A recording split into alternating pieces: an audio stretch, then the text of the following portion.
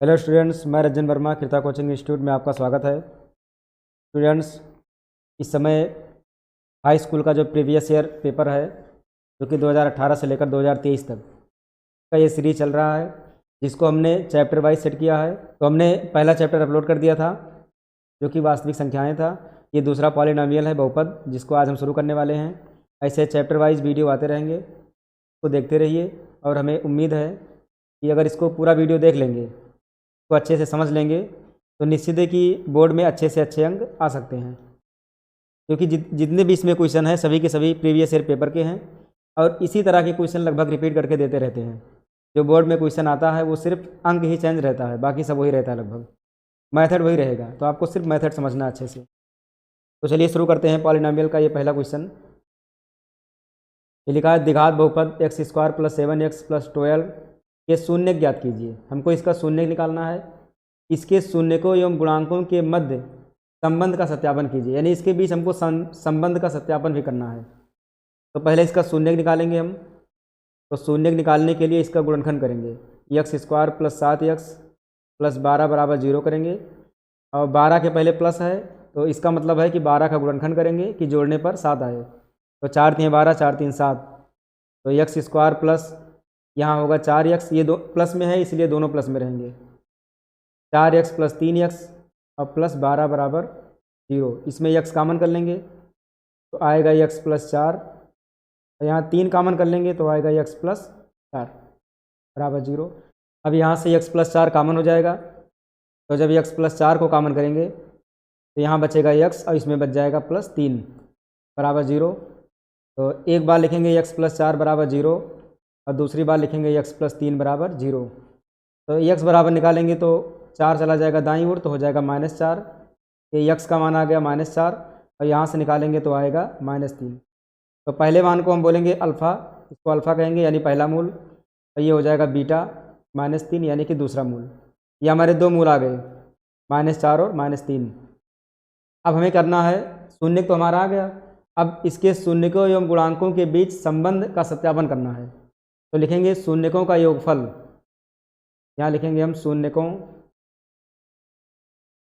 का योगफल, शून्यकों का योगफल।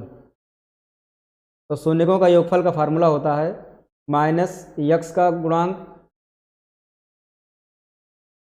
बटे x² का गुणांक, तो सबका मान रख देंगे। शून्यकों का योगफल कितना है, जो मान दिया उस मान को रख देंगे हम। तो पहला शून्यक हमारा है -4, तो -4 रखेंगे, अब प्लस दूसरा शून्यक है -3, यहाँ पर अल्फ़ा बीटा दोनों है। अब -x, तो माइनस लगा रहेगा। x का गुणांक यहाँ पर है 7, तो यहाँ 7 रख देंगे, और x² का गुणांक यहाँ पर कुछ नहीं है तो 1 रख देंगे। तो ये -4, अब प्लस माइनस -3, यहाँ -7, -4 -3 ये जुड़ जाएगा तो हो जाएगा -7, और यहाँ भी है -7। तो ये LHS और RHS दोनों सेम आ गए। अगर सेम आ गए तो समझो कि ये सत्य है, यानी इसके जो संबंध की सत्यता है वो सही है। तो अब हमको चेक करना है गुणनफल से, ये योगफल का हो गया। लिखेंगे शून्यकों का गुणनफल, यहाँ लिखेंगे शून्यकों का गुणनफल। शून्यकों का गुणनफल, इसका फार्मूला है अचर पद, यहाँ लिखेंगे अचर पद बटे x² का गुणांक, अचर पद बटे x² का गुणांक। तो मान रख देंगे हम। तो शून्यकों का गुणनफल, पहला शून्यक हमारा -4, अब गुणे दूसरा है -3।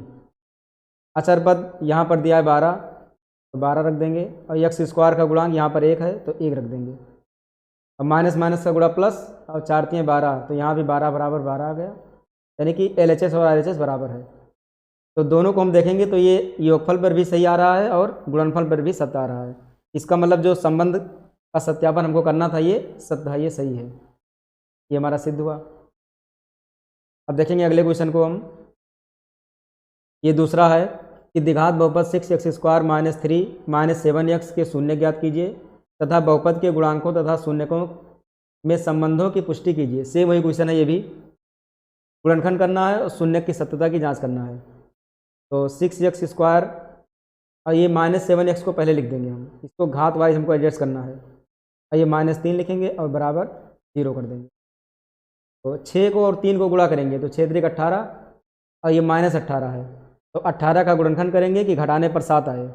तो 9 दूनी 18, 9 में से 2 घटेगा 7, तो 6x²। लेकिन यहाँ माइनस है, यहाँ माइनस होने का मतलब बड़े वाले पर माइनस होगा, यानी कि 9x ये हो जाएगा माइनस में, और 9 दूनी 18, तो जब एक प्लस रहेगा एक माइनस रहेगा तभी घटेगा मान, तो दूसरा वाला हम प्लस कर देंगे, -3 बराबर 0। इसमें कॉमन करेंगे, इसमें कॉमन होगा 3x, तो 3 दूनी 6, 2x बचेगा, और 3 3 9, 3 बचेगा। इसमें कुछ नहीं कॉमन है तो 1 लिख देंगे बराबर 0।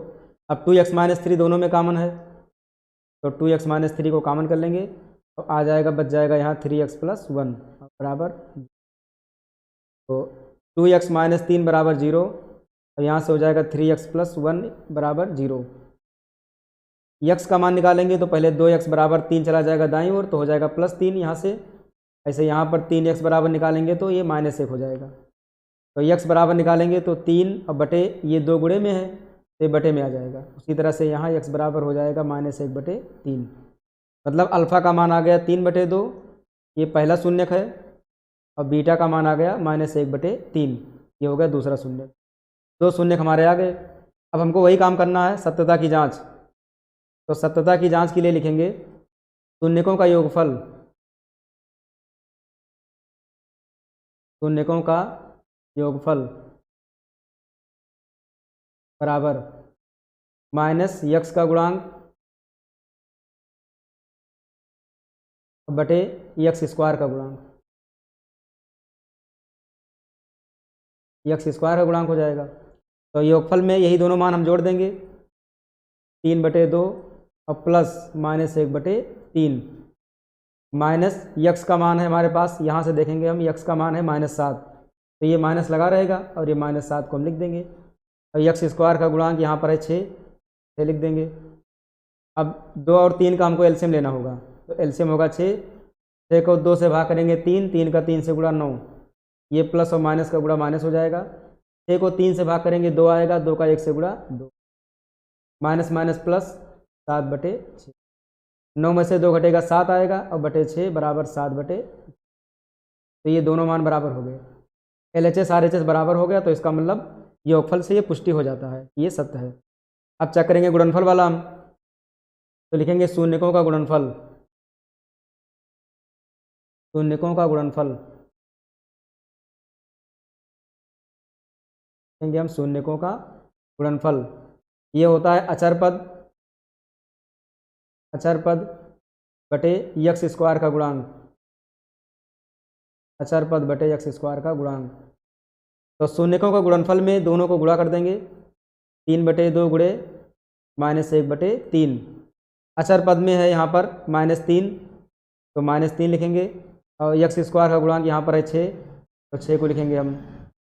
अब इसको हम गुणा करा देंगे अब मान को, तो 3 का 1 से गुणा 3, और 2 का 3 से गुणा 6, और माइनस है तो माइनस लगा रहेगा, और यहाँ पर -3/6।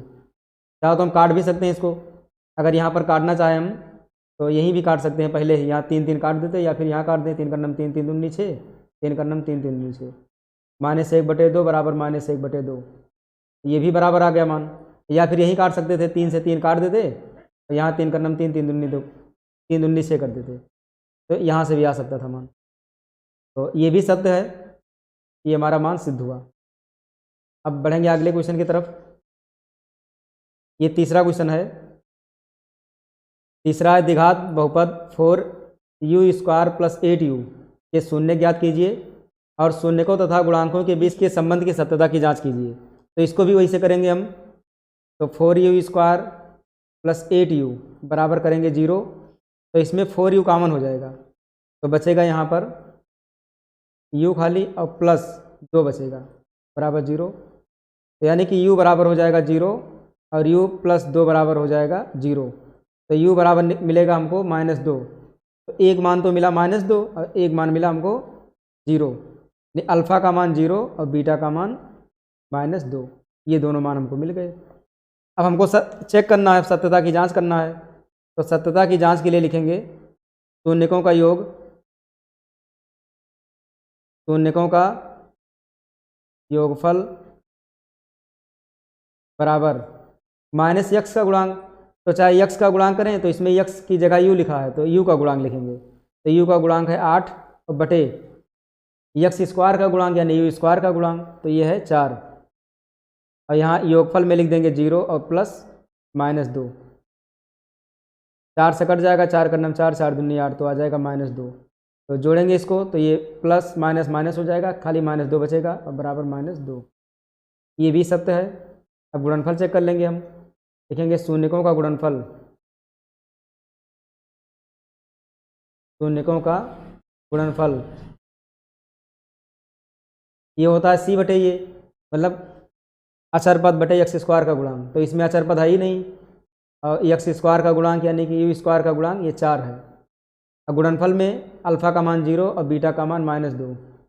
0 बटे संख्या 0 हो जाएगा और 0 को किसी संख्या से गुणा करेंगे तो यहाँ भी 0 हो जाएगा, यानी कि ये दोनों मान बराबर। तो ये भी सत्य है, सिद्ध हुआ, हमारा प्रूव हुआ। अब बढ़ेंगे अगले क्वेश्चन की तरफ। ये अगला क्वेश्चन है 4 नंबर। द्विघात समीकरण याद कीजिए जिसके मूल 3 और 1/3 हों। ये दोनों मूल दिए हैं और हमको द्विघात समीकरण बनाना है। तो मूल का मतलब अल्फ़ा बीटा, तो एक मूल अल्फ़ा दिया है 3 और दूसरा मूल बीटा बराबर दिया है 1/3।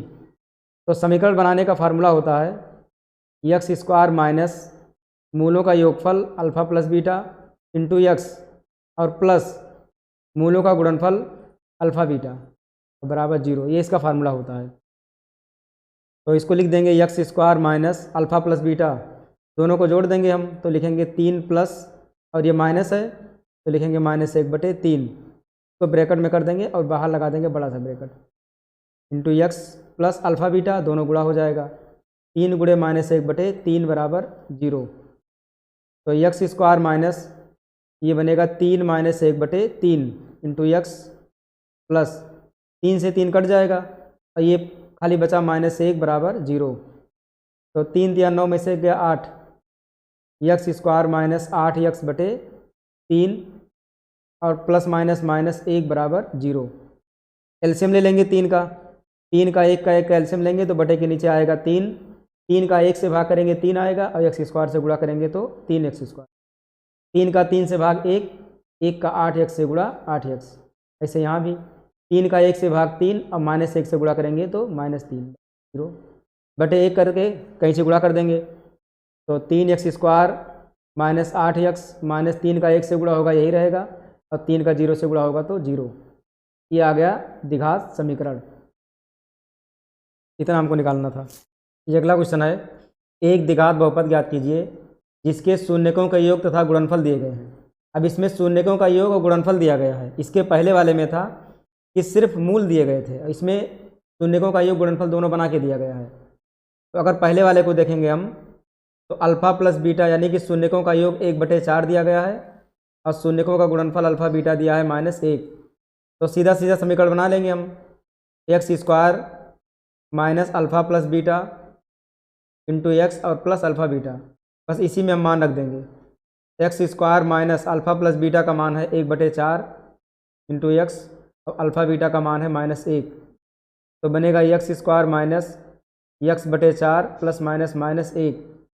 अगर इसको हम बराबर 0 कर दें, यहाँ बराबर 0 अगर हम कर दें तो बटे 1 करके एलसीएम ले लेंगे तो ये बनेगा 4x स्क्वायर माइनस x और ये -4/4 आएगा बराबर 0। कहीं से गुणा करेंगे तो आ जाएगा 4x square minus x minus 4 बराबर 0। ये हो गया द्विघात बहुपद। उसी तरह से इसको भी लगा लेंगे हम। तो दूसरे में भी अल्फ़ा प्लस बीटा का मान 0 है और अल्फ़ा बीटा का मान है √5। तो फार्मूले में रख देंगे x square minus alpha plus beta into x plus alpha beta बराबर 0। एक्स स्क्वायर वैसे रहेगा, अल्फ़ा प्लस बीटा का मान है 0 इंटू एक्स और अल्फ़ा बीटा का मान है √5 बराबर 0। तो ये आ जाएगा एक्स स्क्वायर, ये तो पूरा टर्म 0 हो गया और प्लस √5 बराबर 0। ये द्विघात बहुपद हो गया दूसरे वाले। तो बस इतना ही इसमें करना है। तो इस चैप्टर से लगभग इतने ही क्वेश्चन आते हैं। अगर और भी आएगा तो इसी टाइप के लगभग आएंगे तो आराम से उसको कर सकते हैं। हो सकता है भाग वाला आ जाए, लेकिन सिलेबस में इस समय नहीं है भाग वाला, तो इतना अच्छे से पढ़ लें और अच्छे से अच्छे अंक आ जाएंगे। इसके बाद के जो भी वीडियो होंगे वो अगले दिन आ जाएंगे, तब तक इसको देखें, अच्छे से समझें। वैसे तो नोट्स बनाने का समय नहीं है, सिर्फ इसको प्रैक्टिस करें ज़्यादा से ज़्यादा। जो भी क्वेश्चन मिले इस टाइप के उसको प्रैक्टिस करते रहें, और साथ ही जो NCERT के एग्जाम्पल में जो क्वेश्चन दिया है उसको भी प्रैक्टिस कर लें, जो भी इस टाइप के हों। तो फिर मिलते हैं अगले वीडियो में।